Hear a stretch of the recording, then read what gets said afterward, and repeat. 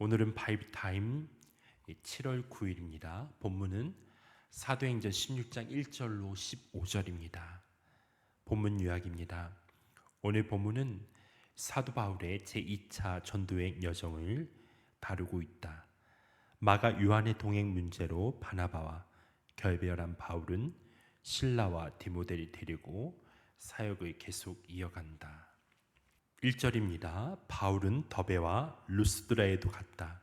거기에는 디모데라는 제자가 있었는데 그의 어머니는 신앙이 돈독한 유대 여자이고 아버지는 그리스 사람이었다. 바울은 다시 더베와 루스드라를 찾습니다. 그곳은 1차 전도 여행 당시 복음을 전하다가 생명에 큰 위협이 있었던 지역이었죠. 고통의 기억이 선명한 곳이었지만 그는 그 길을 피하지 않았습니다. 이유는 분명합니다. 디모데를 만나야 했기 때문이었죠. 목적이 있는 사람은 두려움을 뚫고 앞으로 나아가게 돼요. 마음이 힘들고 길은 험하더라도 계속해서 믿음의 길을 걷게 되는 것이죠. 바울에게 그 목적은 디모데였습니다. 제자이자 믿음의 아들이었던 디모데를 생각할 때 그의 마음엔 다시 힘이 솟았을 것입니다. 디모데는 단지 좋은 제자가 아니었습니다. 그의 신앙은 가정에서 시작되었습니다. 어머니 로이스, 외할머니 유닉의 믿음이 그리 키웠던 거죠. 바울의 가르침도 무척이나 중요했지만 그보다 먼저 가정의 신앙 전수가 있었습니다. 신앙은 말보다 삶으로 전수되는 거죠. 가정 안에서 하나님이 가까이 하는 모습을 보일 때 다음 세대는 그것을 보고 자랍니다. 말씀을 들으라고만 말하지 말고 말씀에 따라 사는 모습을 보여야 되는 거죠. 믿음은 그렇게 자라납니다. 바울은 디모데를 2차 전도여행에 함께 데려가기로 마음먹습니다. 단지 이방인 선교를 위한 동역자가 아니라 유대인들에게도 함께 복음을 전할 동역자로 세우기 위함이었죠. 그래서 바울은 디모데가 유대인의 반감을 사지 않도록 할례를 받게 합니다. 3절입니다. 바울은 디모데가 자기와 함께 가기를 바랐다. 그래서 바울은 그 지방에 산 유대 사람들을 생각해서 디모데를 데려다가 할례를 행하였다. 그것은 디모데의 아버지가 그리스 사람이라는 것을 그들이 모두 알고 있었기 때문이다. 바울은 본질이 아닌 문제로 복음이 가로막히는 일을 원하지 않았습니다. 디모데가 헬라인 그 그리스 아버지를 둔 혼혈이라는 사실은 유대인들에게 걸림돌이 될 수 있기 때문에 복음을 위한 지혜로운 선택이었죠. 복음은 본질을 붙들되 상황에 따라 유연하게 접근해야 될 때가 있습니다. 바울은 사람이 기쁘게 하기 위해서가 아니라 복음이 막히지 않게 하려고 그렇게 또한 할례를 행했던 거죠. 그는 자유를 포기함으로 복음의 길을 열었습니다. 바울과 일행은 각 지역 그 교회를 방문하면서 예루살렘 회의에서 결정된 규례들을 전했습니다. 유대인과 이방인이 함께하는 교회 공동체가 어떻게 세워져야 하는지 믿음 안에서 하나 되는 길을 제시한 것이었죠. 일단 4절, 5절입니다. 바울 일행은 여러 도시를 돌아다니면서 예루살렘에 있는 사도들과 장로들이 정한 규정들을 사람들에게 전해주어서 지키게 하였다. 교회들은 그 믿음이 점점 더 튼튼해지고 그 수가 나날이 늘어갔다. 그 결과는 분명했어요. 교회는 믿음 위에 든든히 서갔고 복음은 더욱 확장되어져 갔습니다. 본질은 지키되 복음을 위해 자기를 낮춘 바울과 동역자들의 삶을 통해 하나님은 교회를 세워 가셨던 거죠. 바울 일행은 계속해서 복음을 전하려 했지만 예상치 못한 일들이 나타납니다. 아시아 지역에서 말씀을 전하려 할 때 성령께서 막으셨어요. 비두니아로 가려 해도 예수의 영께서 허락하지 않으셨습니다. 결국 그들은 드로아에 도착합니다. 이때 바울은 밤에 환상을 보게 되죠. 한 마게도냐 사람이 우리를 도우러 오라고 요청하는 장면이었습니다. 10절입니다.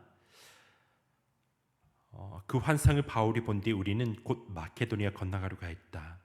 우리는 마케도니아 사람들에게 복음을 전하기 위하여 하나님께서 우리를 부르신 것이라고 확신하였기 때문이다. 이 장면은 복음이 아시아를 넘어 유럽으로 향하는 결정적인 전환점이 됩니다. 우리 인생도 마찬가지이죠. 문이 닫히는 이유가 있어요. 바울처럼 하나님의 그 말씀을 전하고는 그 열정이 있음에도 불구하고 때로는 바울이 이해할 수 없었던 그런 문이 닫힌 것들을 보면서 고민했던 것처럼 우리 인생도 그런 일들이 나타날 수 있습니다. 그런데 길이 막힐 대로 하나님의 뜻이 있습니다. 중요한 건 내가 정한 방향이 아니라 하나님의 여신 길로 발걸음을 옮기는 순종이에요. 바울은 환상을 본 뒤에 지체하지 않았습니다. 하나님의 뜻이라 여기고 곧장 마게도냐로 행했던 거죠. 확신하였다라는 표현에는 단순한 이해가 아니라 그 뜻에 자신의 의지를 결합시켰다는 의미가 담겨 있습니다. 이것이 바로 순종입니다. 하나님의 뜻에 내 마음과 내 삶을 결합시키는 것, 그럴 때 하나님의 역사는 시작된다라는 것이죠. 11절 12절입니다. 우리는 드로아에서 배로 떠나서 사모드게라게로 직행하여 이튿날 네아폴리로 갔고 거기에서 빌립보에 이르렀다. 빌립보는 마케도니아의 지방에서 읍등가는 도시요 로마 식민지였다. 우리는 이 도시에서 며칠 동안 묵었는데 당시 그 항해는 날씨에 크게 좌우되지만은 이들이 복음의 그런 말씀에 하나님 주신 말씀에 순종하고 나아가게 될 때에 바울 일행은 순조롭게 또한 항해하는 것을 볼 수 있습니다. 그들은 결국 마케도니아의 첫 성 빌립보에 도착하죠. 로마 식민지였던 이 도시는 으뜸간 도시였고 바울 일행이 마케도니아에서 처음으로 발을 디딘 복음의 시작점이었습니다. 빌립보에는 유대 회당이 없었어요. 그래서 바울은 안식일에 기도처를 찾다가 강가로 나갑니다. 회당이 없을 경우 유대인들은 물이 있는 곳에서 기도처를 마련했다고 해요. 정결 예식이 필요했기 때문입니다. 바울은 그곳에서 복음을 전해요. 그냥 모여있는 사람들에게가 아니라 마음이 준비된 사람들에게 복음을 전합니다. 하나님은 언제나 복음을 전할 때 복음을 들을 준비된 영혼을 예배하십니다. 그리고 우리를 그 자리로 이끄시죠. 13절 14절입니다. 안식일에 성문 밖 강가로 나가서 유대 사람이 기도하는 처수가 있음직한 곳이 찾아갔다. 우리는 거기에 앉아서 모여든 여자들에게 말하였다. 그들 가운데 루디아라는 여자가 있었는데 그는 자색 옷감 장수로서 두아디라 출신이요 하나님이 공경하는 사람이었다.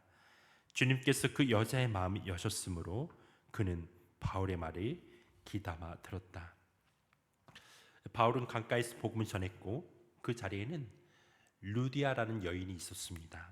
그녀는 두아디라 출신으로 자주색 옷감을 파는 부유한 사업가였죠.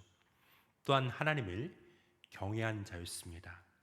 이방인이었지만 하나님을 찾는 사람이었습니다. 루디아는 바울의 말을 들었어요.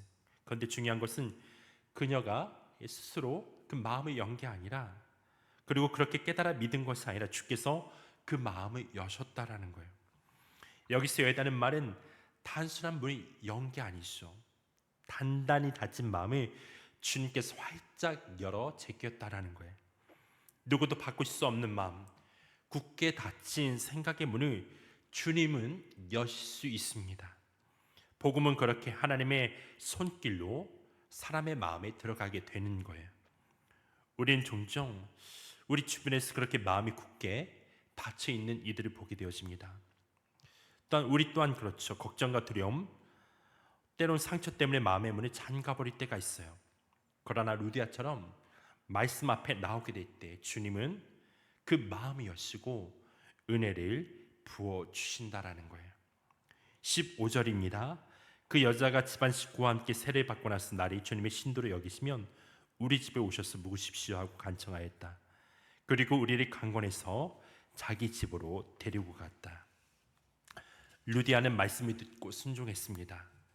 자신만이 아니라 온 가족이 세례를 받게 되었어요. 그리고 바울 일행에게 자기 집으로 들어와 유하라고 청하게 되죠. 그는 말로만 섬긴 것이 아니라 자신의 삶과 공간을 내어드리는 믿음으로 반응했습니다. 복음을 들은 사람들이 그렇게 삶이 변화되는 것을 알려주는 거죠. 우리가 하나님 앞에 마음을 열고 말씀에 반응할 때 하나님 우리의 삶을 변화시키세요. 우리가 할 일은 하나입니다. 말씀 앞에 머무는 것, 말씀을 사모하는 것이죠. 루디아는 말씀을 듣고 혼자만 믿지 않았습니다. 그의 온 가족이 함께 세례를 받았습니다. 그리고 자신의 집을 바울 일행의 거처로 내어주었죠. 그 집은 이후 믿는 자들이 모이는 장소, 곧 빌립보 교회의 시작이 되었던 거예요. 하나님께서는 바울의 계획을 바꾸시면서까지 그를 빌립보로 이끄셨습니다. 그리고 거기서 예비된 영혼 루디아를 만나게 하셨어요. 그녀는 단지 한 사람의 회심이 아니라 그의 가정이 변화되었고 또한 빌립보 교회의 기둥으로 세움받는 사람이 되었어요. 바나바와의 갈등, 계획의 변경, 예순치 못한 길, 바울의 여정에는 혼선과 변수들이 많이 있었습니다. 그러나 그 모든 순간은 하나님의 섭리 안에 있었고 결국 복음을 위한 길이 되었던 것이죠. 우리는 종종 삶에서 계획이 틀어지고 예상이 어긋날 때 낙심할 때가 있습니다. 그러나 주님은 그 틈 속에서 예비된 사람을 만나게 하시고 새로운 역사를 이루어 가십니다. 주님의 인도하심은 언제나 우리를 생명의 자리로 이끄는 은혜의 길입니다. 혹시 지금 예상과 다른 길을 걷고 계신 분이 있습니까? 낙심하지 마십시오. 그 길 끝에 하나님이 예비하신 만남과 사명이 기다리고 있습니다. 루디아처럼 우리의 집과 삶이 복음의 통로가 될 수 있어요. 하나님께서 단단히 걸어져 앉은 그 마음, 우리 주변에 그러한 또 가족과 지인들을 그 마음을 여실 수 있는 분이라는 믿고 포기하지 말고 기도하고 주님의 그 복음으로 그들이 섬기십시오. 그렇게 할 때 하나님께서 반드시 구원의 역사로 계속해서 우리의 삶을 이끌어 가실 것입니다. 내가 있는 자리가 또한 작은 교회가 될 수 있어요. 한 사람의 순종이 가정을 살리고 또한 공동체를 살릴 수가 있습니다. 우리 모두가 그러한 또한 믿음의 길, 그 여정을 걷는 하나님의 사람들이 되길 주님의 이름으로 축원합니다. 이 시간 제가 기도하고 개인 기도하는 시간을 갖겠습니다. 하나님, 우리가 때로는 우리의 삶에 그런 예상치 못한 일들이 있게 될 때에 너무나 당황하거나 두려워하지 않게 해주십시오. 우리의 삶이 계속해서 하나님 주님을 향한 그런 또 생명의 그 복음을 전하는 여정임을 또한 깨닫고 믿음으로 주의 얼굴을 구하며 주께서 인도하신 가운데 순종하며 나가는 삶이 되기를 간절히 기도합니다. 우리가 어떻게 모든 또한 그런 우리의 삶의 그 여정을 알겠습니까? 하나님, 온전히 하루하루를 주님 앞에 의탁하며 살아가게 하시고 특히 하나님의 사람들이 마음을 열어 계속해서 주님을 예배할 수 있도록 은혜를 베풀어 주십시오. 또 우리 하나님 주님 한 사람 한 사람의 그 말씀에 순종하며 나아가게 하시고 특히 우리의 가정, 예수를 믿지 아니하는 우리의 또한 그 친인척들, 또 우리 자녀들 주님 앞에 나오게 하시고 계속해서 마음을 열어가신 우리 하나님 앞에 우리가 기도하며 또한 복음을 전할 수 있는 통로가 되기를 간절히 기도합니다. 우리 성도의 삶을 축복하여 주십시오. 또 오늘도 우리 하루의 삶을 살아갈 때 주께서 인도하시고 또한 예배하신 그 만남 속에 주님의 복음을 전한 삶으로 나아갈 수 있도록 은혜를 베풀어 주옵소서. 주님 감사합니다. 오늘 이 시간에도 주의 얼굴을 구하고 기도한 하나님의 백성들 가운데 함께하여 주옵소서.